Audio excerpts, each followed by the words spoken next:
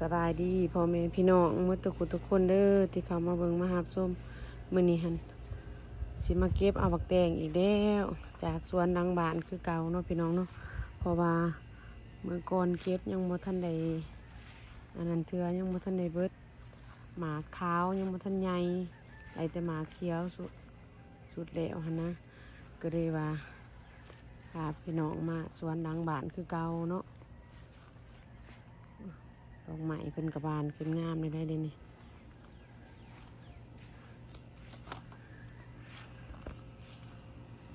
บักทัวเป็นดอกแล้วล่ะฮะดีเป็นดอกเลยดีมากน้อยๆผมโจเดิมเท้าคือเอาขึ้นสูงเลยดินี่ดิวันน่ะถือน้ำฝนตกลงมาแห้งเบิ่งมือวานนี่จนในกะได้เก็บกินเลยเนาะเปิดเดียวแล้วหันกันออกดอกเลยโอ้โหไฟเวะแล้วออกเขาเวะเนาะคุณว่าเป็นเขาเวะมาเก็บเอามาแตงก้อนมือนี่แตงผู้ดีเก็บเลยซ้ำนี่ดุมกับผู้ดีงามเลยเก็บไหลเบิดแล้วมือนี่สิเก็บเพิ่นเมื่อก่อนนั่นได้เก็บตั้งแต่บักแตงเขียวมือนี่เก็บบักแตงขาวมือนี่กับบักแตงเขียวก็ย่างอยู่ด้วยกัน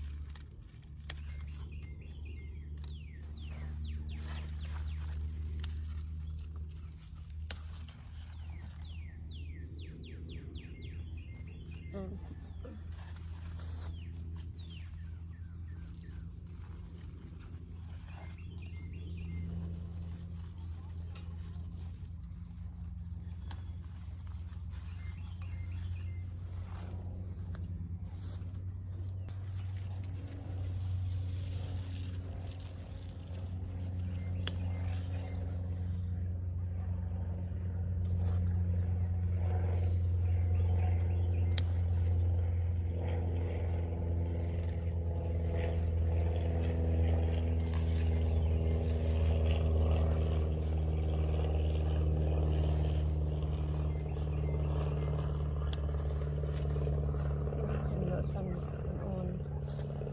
ใส่3 4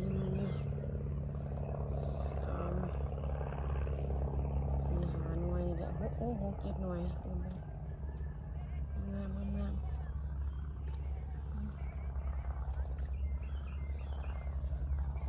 เก็บเอาตัวเกี้ยวอีกคนมานี่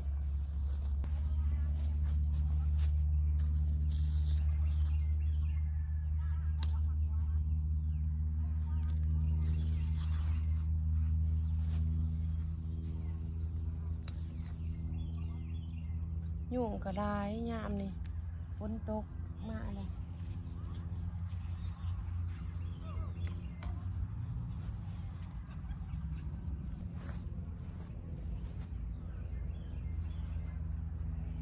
ยังอ่อนอยู่ก่อนนั่น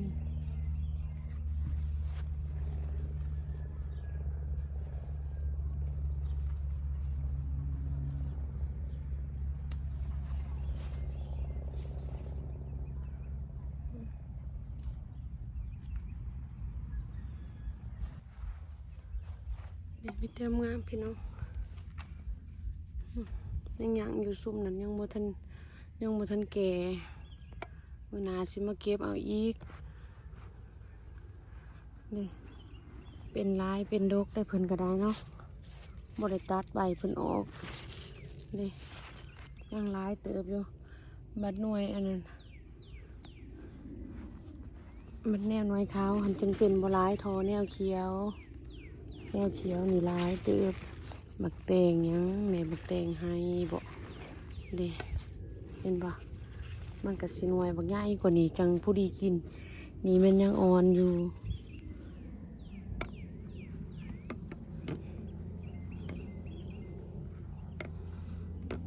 แต่อยู่ไหนพุ่นสิไปเก็บเอาอีก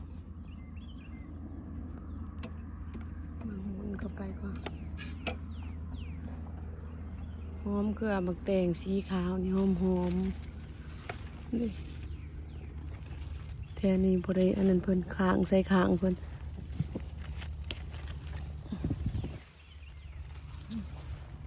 พอดีกินอะไรนี่นี่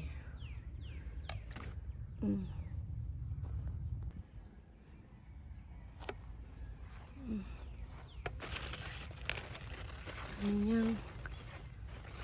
แกได้บ่หรือยังอันนี้ก็ได้เบิ่งบ่ออกปานใด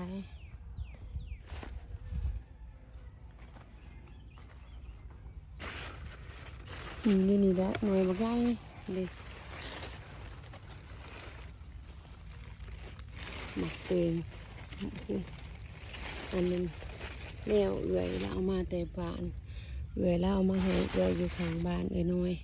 เรากระปูคือกันแห้งงามของเราสิไลได้แล้วหน่อยนี่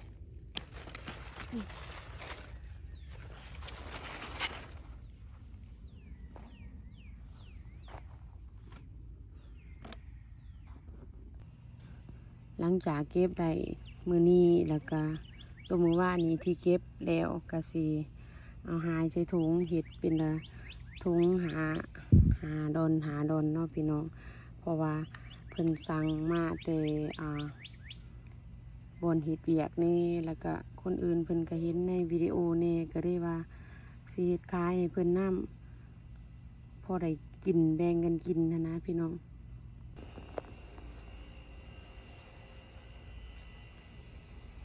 เป็นดอกเบลเล่มะเขือกระดาษสุ่มนี่ดอกสีขาวเป็นหน่วยสีขาวเดหน่วยเพิ่นป่ามาเบิ่งมะเขืออีกกันเดหน่วยเป็นสีขาวแนวนี้เอามาแต่รุษนาป่าเพิ่นเอามาให้ปากแนวมาให้แล้วก็แนวอันน่ะแนวสีอันนี้ก็มีสีม่วงเป็นแนวอันแนวมะเขือข้างกบหน่วยเป็นได้ลายหน่วยใหญ่ๆนะหน่วยบักใหญ่ๆนะยังบ่ทันได้ออกหน่วยเป็นหมากเถื่อเห็นแต่หน่วยสีขาวออกอันนี้ก็หน่วยไปแวะอยู่ในนี่บ่ฮู้ว่าเป็นแนวใดบ้านนี้พาเลาะเบิ่งน้อยนึงเนาะพี่น้องสำหรับวิดีโอคลิปนี้ก็จบเพียงเท่านี้เด้อพอกันคลิปหน้าขอบใจหลายๆที่เข้ามาเบิ่งหาบชมเด้อบ๊ายบาย